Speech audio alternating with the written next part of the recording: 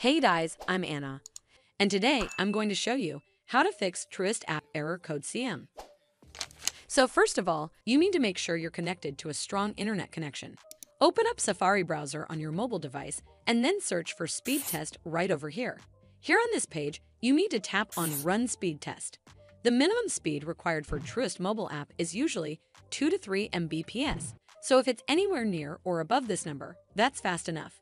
If your internet speed appears to be unreasonably low, then you may need to contact your internet service provider for help.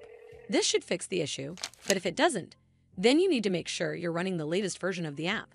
Open up App Store on your device, and then tap on this search icon in the bottom right corner. Then search for the Truist mobile app, and if you see this update button right next to the app name, simply tap on it to make sure you're running the latest version of the app. But if you still encounter this issue, then you need to clear App Cache. Go to your device settings and then scroll all the way down to General and tap on it. Then tap on iPhone storage. From here, search for the Truist mobile app and then tap on it. Once you're on this screen, you need to tap on Offload App. Tap again to confirm. It'll take a bit for processing, and then a Reinstall button will show up. Simply tap on it to reinstall the app.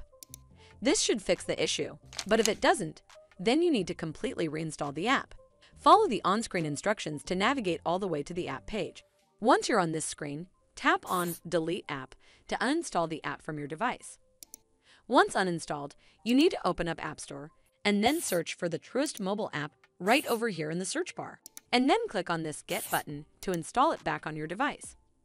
Hopefully, this will fix the issue, and if it did, then make sure you give this video a super thanks by clicking on this heart icon to help support the channel, and don't forget to hit that subscribe button. We'll see you in the next one.